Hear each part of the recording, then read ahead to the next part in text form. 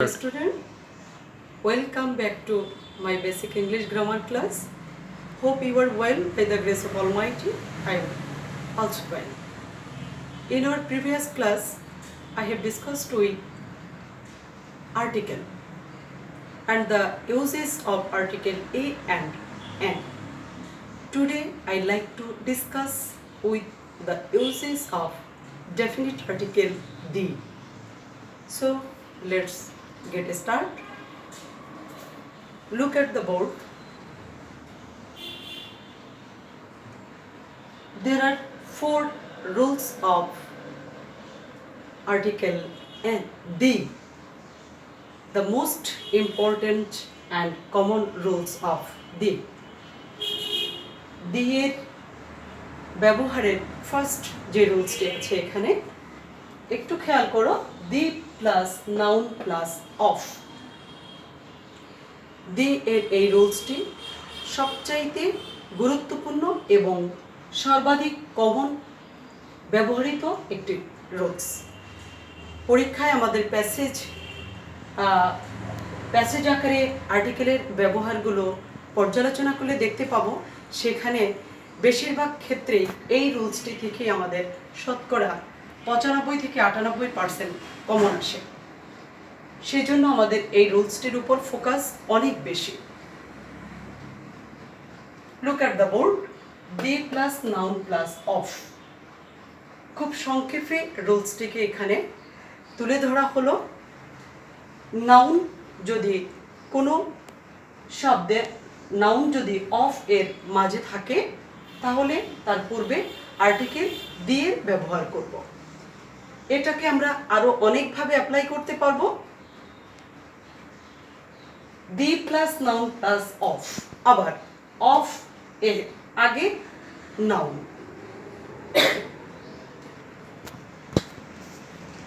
এই রুলসটির গুরুত্ব কতটা একটি উদাহরণ থেকে ক্লিয়ার করে নেই। This is the go of the world. এই উদাহরণটি লক্ষ্য করলে আমরা দেখতে পাবো this is the go of the world.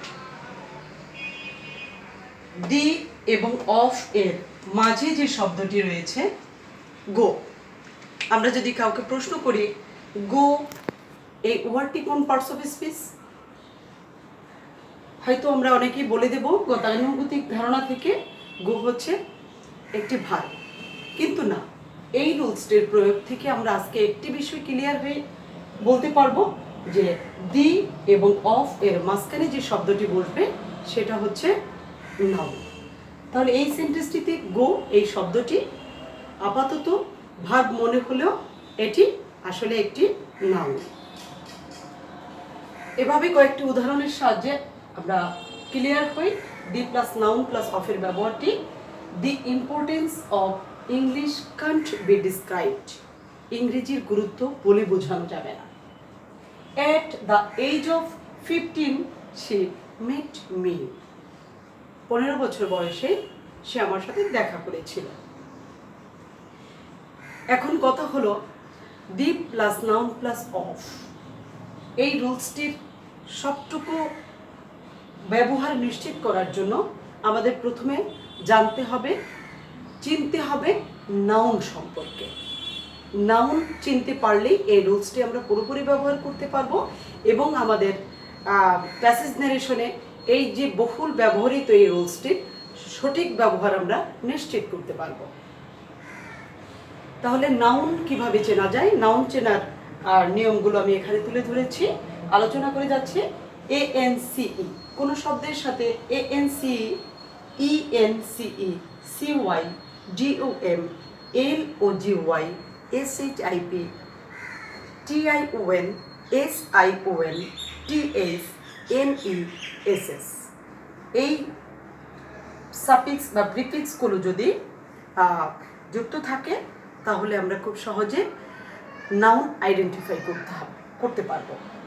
Importance, ANC, suppose importance, ENCE, CY, negligency, importancy, dom, kingdom, freedom, logy, technology, ship, relationship, friendship, TION, SION, depression, TH দিয়ে শব্দ যেমন হেলথ, ওয়েলথ, এমইএসএস যুগে যে শব্দগুলো গঠিত হয়, কাইন্ডনেস, ন্যারোনেস, এক্সেট্রা। এভাবে আমরা নাউনগুলো আইডেন্টিফাই করব এবং নাউনের একটি শব্দকে নাউনে পরিণত করতে হয় কীভাবে, এবং নাউন এর পূর্বে আর্টিকেল দিয়ে ব্যবহার নিশ্চিত করতে পারব। আশা করি এই দিয়ের ব্যবহারটি তোমাদের কাছে অনেক ক্লিয়ার। এবার রুল 2 এর আলোচনায় the plus comparative dot dot the plus comparative, কম্পারেটিভের আগে দি এর ব্যবহার করতে হয়। এই ব্যবহারটির আগে আমাদের চিনতে হবে, জানতে হবে কম্পারেটিভ আসলে কি। অ্যাডজেক্টিভ এর 3টা ফর্ম আমরা করে থাকি, পজিটিভ, কম্পারেটিভ এবং সুপারলেটিভ। কম্পারেটিভ চেনার জন্য ইয়ার, মোর, লেস এই যুগে কম্পারেটিভ করতে হয়। এখানে একটি উদাহরণ দেয়া আছে, দ্য সোনার, দ্য বেটার। ইয়ার আমি আগেই বলেছি, এই ওয়ার্ডটির সাথে ইয়ার যুগে হয়ে গেল সোনার, দ্যাট মিনস সোনার। এই কম্পারেটিভ ফর্মের আগে আমরা এখানে দি বসিয়েছি। বেটার, ইয়ার, গুড, এই অ্যাডজেক্টিভটি কম্পারেটিভ ফর্মে হয়ে গেল বেটার। কম্পারেটিভ ফর্ম এর দুটির আগেই রুলসের প্রয়োগ অনুসারে আমরা আর্টিকেল দিয়ে ব্যবহার করেছি। The, the, the sooner, the better. Rule 3, the plus superlative. Superlative degree রাখলে দি বসে, এটা আমাদের সকলেরই জানা। এখন কথা হলো যে সুপারলেটিভ ডিগ্রিটা আমরা কি করে চিনব। সুপারলেটিভ ডিগ্রি চেনার জন্য এখানে একটু হিন্টস দেওয়া আছে, ইএসটি, মোস্ট, লিস্ট। এই শব্দগুলোর সাথে এগুলো যোগ করলেই সুপারলেটিভ ডিগ্রি চিনতে পারবো আমরা। উদাহরণের সাহায্যে ক্লিয়ার হওয়া যাক। I am the happiest person.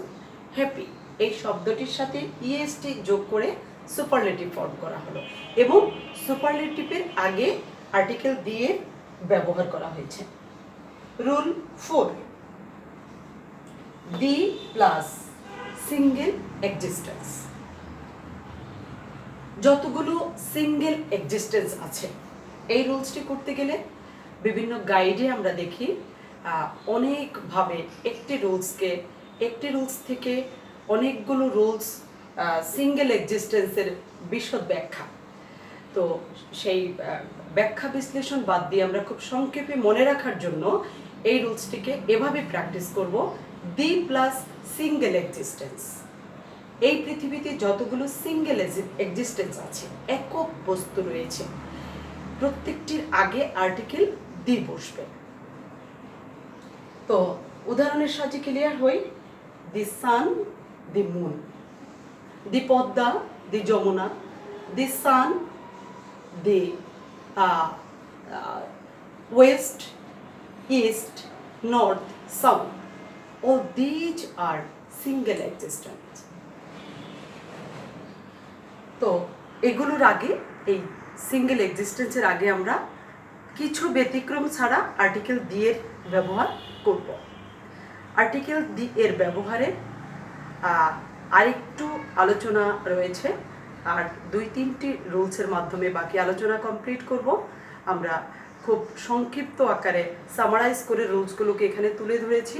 বিস্তারিতভাবে রুলস মুখস্থ করে আর্টিকেলের ব্যবহার পুরোপুরি আয়ত্ত করা আসলে একটি কষ্টসাধ্য ব্যাপার।